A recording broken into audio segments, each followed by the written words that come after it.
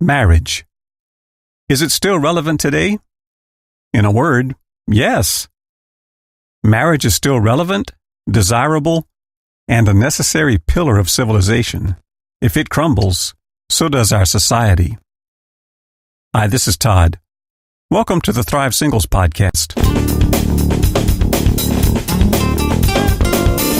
Whether you're single again or still single, stop hating being single and learn to thrive.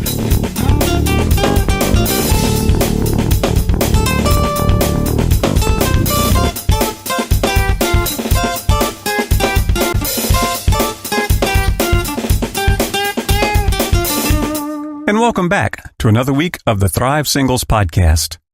I'm so glad you dropped in to learn more about thriving as a single. If you haven't done it yet, be sure you go to thrivesingles.com and sign up for the email list and get your free ebook. If you want a short, concise guide to the basics we emphasize on the podcast week after week, this is it. It's called Successfully Single, and it'll help you to thrive as a single person. And the only way to get it is to sign up for the email list. It's free, doesn't cost a thing. In fact, I don't even have a way to buy it. If you sign up for the email list, you'll get an email from me about once a week, whenever the new blog or podcast goes live, and that's it. You'll get reminders about the weekly podcast and blog and a useful little ebook.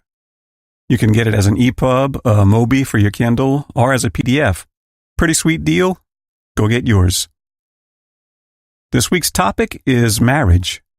Is it still relevant?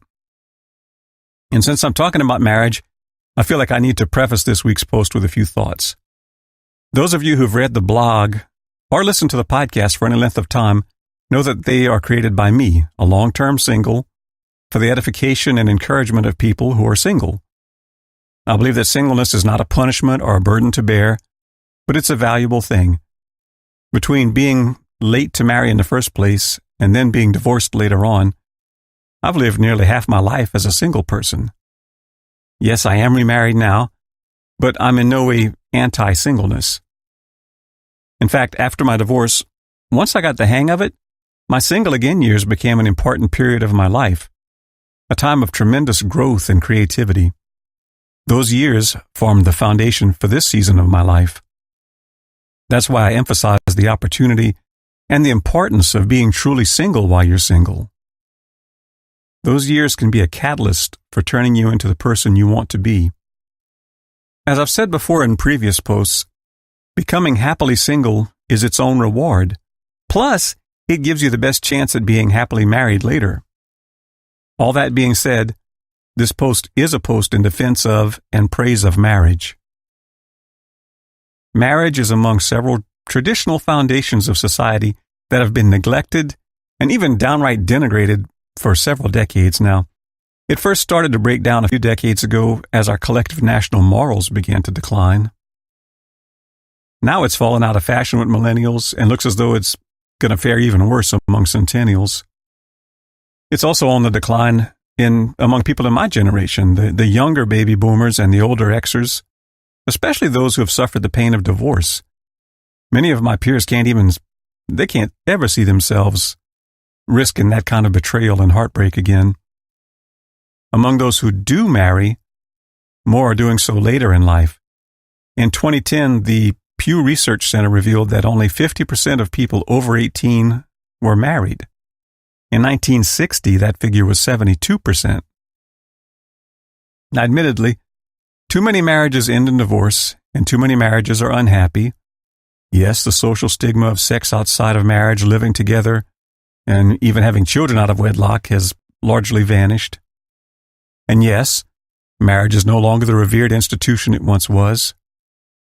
So why not chuck it all together and just shack up? Or why not just hook up when you need a little sexual release? Since so many people are content just to date or be friends with benefits, why get married? Well, I'm glad you asked. For one thing, marriage is good for society. Let's look at the big picture first. Stable, monogamous marriages are good for society. They're the best environment in which to raise children. Married women are at a lesser risk of domestic abuse than those living with a boyfriend. Children are also at a low risk of abuse in a stable two-parent home. Married women are less likely to be the victim of a violent crime, and married men are less likely to commit a violent crime. Plus, having a healthy, financially stable, sexually satisfied populace raising their children together as husband and wife is good for society at large, and studies show that's what marriage leads to. Now, on a more personal level, marriage is good for your health. Happily married people live longer, healthier, happier lives than single people. It's true. Research it. The studies are numerous, high quality, and conclusive. And this runs the gamut from mental and emotional health to physical health. Marriage is good for you. In general, married people live longer than singles. They have less depression, fewer heart attacks and strokes, sleep better, have less stress, tolerate stress better, and recover more often and completely from cancer, heart attacks, other major illnesses, and surgeries. Married people engage in fewer risky behaviors, make more positive life changes, and make better health decisions. They're less likely to drive dangerously, do drugs, or engage in high-risk sex. They're also more likely to go to the doctor, and once they go, to follow the doctor's advice. For another thing, finances. Two people living together will spend less money than two people living apart. Plus, if you both work and one of you suffers an income drop, it has less effect on the whole household budget. Or if one works and the other doesn't, you could even maybe reverse roles if that makes sense. And usually one spouse will be a spender and one will be a saver. But between the two of you, you reach a healthy balance. Married couples also tend to make better financial decisions, be more financially secure, and build more net worth. What about sex? You'd think single people would have the advantage there, right? No, it's a fact. Married people have more and better sex than single people.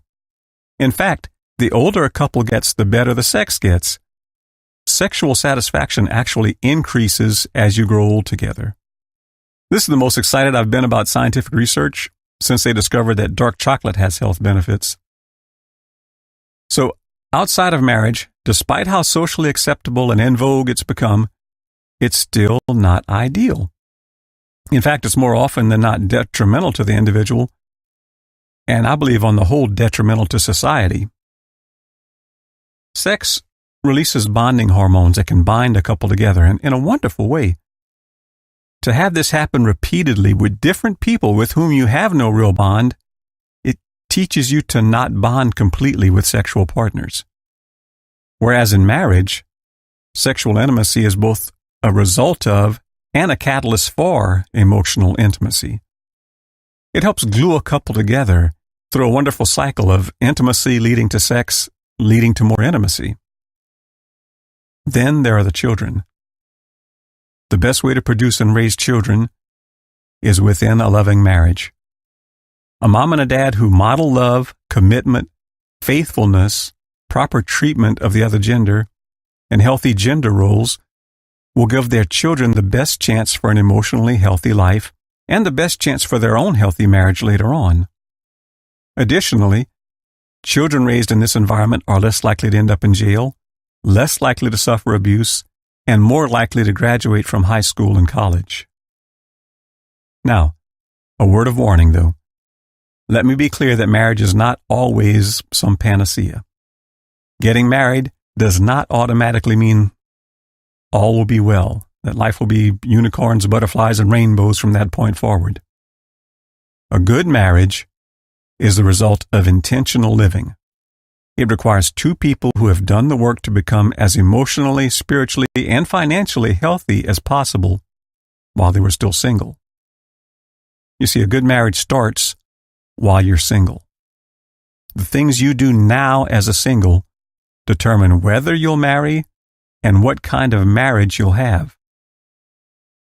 If you desire to get married, your best bet is to learn to be happy and content as a single person. There's no downside to this. In a worst-case scenario, you never get married. In that case, you're still a happy and content single person. So do the work it takes to become emotionally healthy. Grow as a person. Study the people around you who have good marriages. And read books on marriage and relationships. That way you go into marriage with a good understanding of how to form and maintain a healthy, vibrant relationship. Lastly, learn to be single and whole. If you want a good marriage, don't get into one because you're needy or desperate. Then once you've grown to the point where you're confident you can build a quality relationship, consider what kind of person you want to marry. Make a list. Don't make your list so much about physical traits. It is important to marry someone, for whom you have a certain level of sexual desire, but your list should mainly consist of personality and character traits. For more about that, be sure you go see my post on thrivesingles.com called Are They Marriage Material? Check your list. Let me conclude with this. Being single is a good thing. While you're single, be good at being single. And learn how to be good at being married. A society needs a solid foundation of strong, healthy, thriving marriages to ensure its survival into the future. So if you feel a tug in your heart to marry or remarry, that's not a bad thing. And if that's your desire, keep in mind what I said several times before and in several different ways. Becoming happily single is its own reward. Plus, it gives you the best chance at being happily married later. So if you want to get married, be happily single, learn how to be happily married, and in the meantime, thrive on. I hope you enjoyed this week's podcast. See you next week. Till then, be sure to subscribe and go check out my extensive archive of past posts at thrivesingles.com. And thrive on. Whoa, thrive. Yeah, come alive. There's more